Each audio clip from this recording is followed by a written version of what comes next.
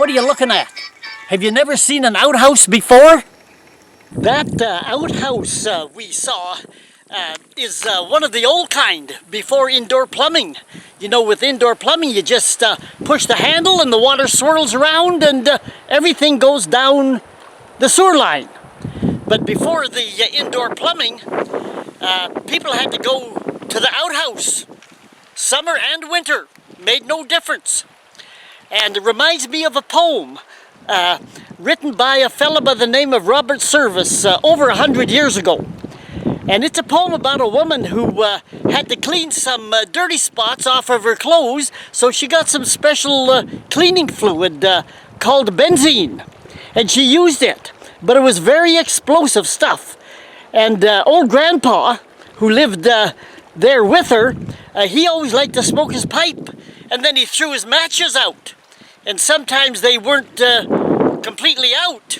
So she was worried about those matches igniting this explosive benzene, and she didn't know where to hide it. And then she thought about the old outdoor outhouse, the Biffy. It'd be awfully safe there. And so she threw it down there. And the poem is about the three bears, not the Goldilocks three bears like the animals, but the three bears, the three bear bums of Baby Bear, Mama Bear, and Old Grandpa Bear.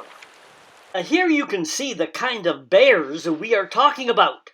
Not the animal bears on top there, but those bears that sit on the toilet seat.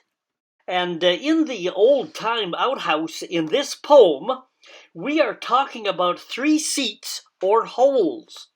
A small one for Baby's bear, a medium-sized hole for Mama's bear, and a great big hole for the bear of Old Grandpa. All right, here we go. The 3 bears.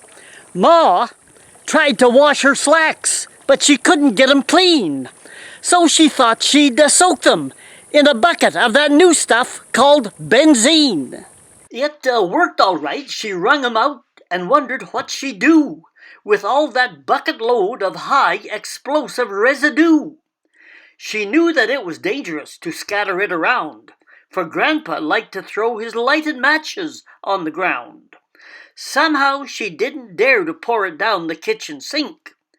And what the heck to do with it, poor Ma just couldn't think. Then nature seemed to give the clue, as down the garden lot she spied the edifice that graced a solitary spot, their palace of necessity, the family joy and pride, enshrined in morning glory vine with graded seats inside, just like that cabin Goldilocks found occupied by 3.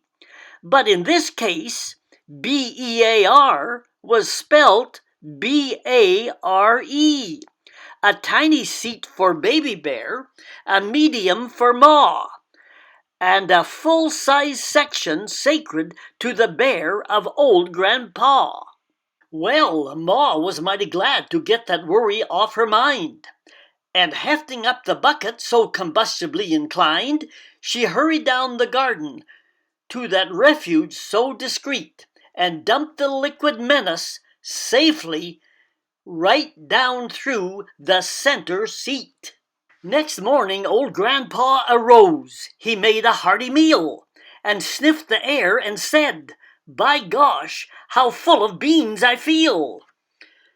Darned if I ain't as fresh as paint. My joy will be complete with just a quiet session on the usual morning seat. To smoke me pipe and meditate and maybe write a poem, for that's the time of morning that a rhymin' gets a jiggin' in my dome."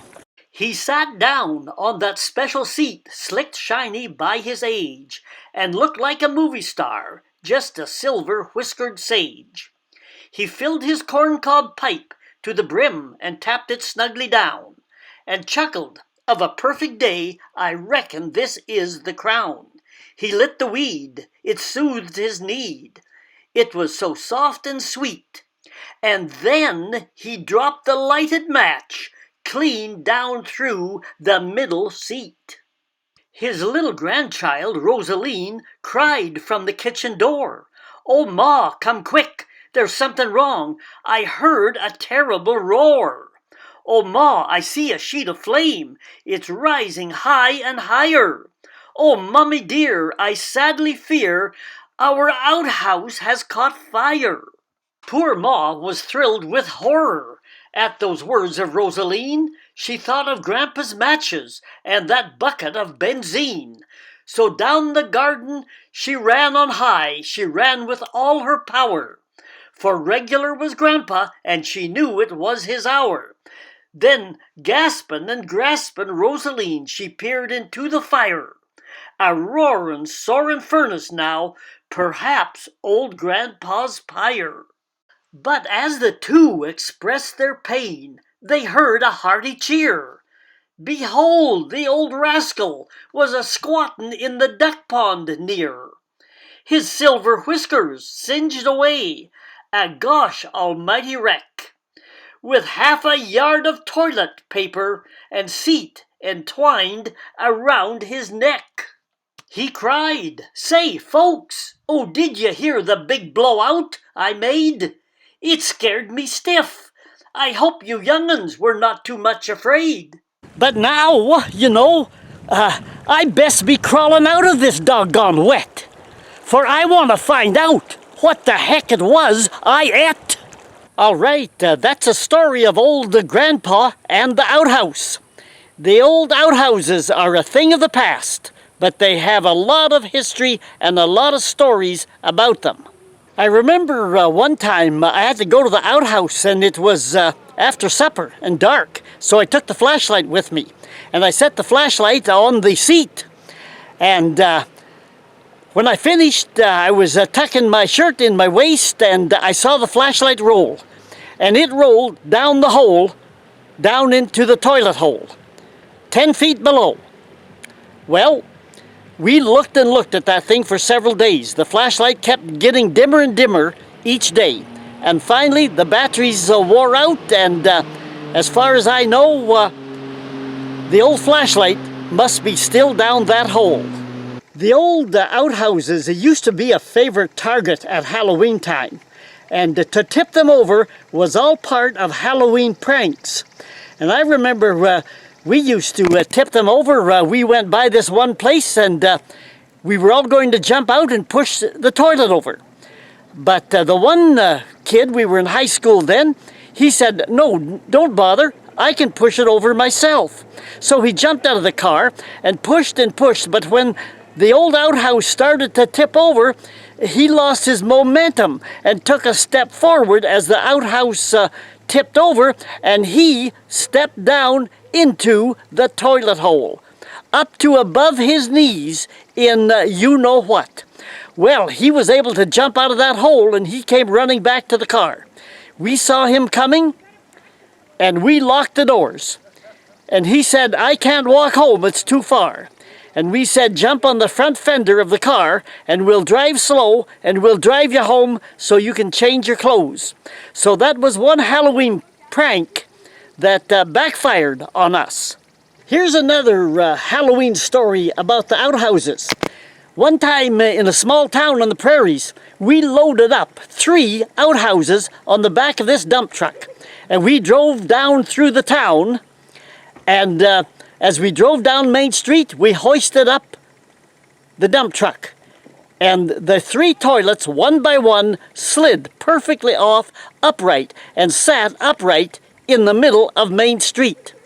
Well, about an hour later, the red light flashed, and we saw it was the police.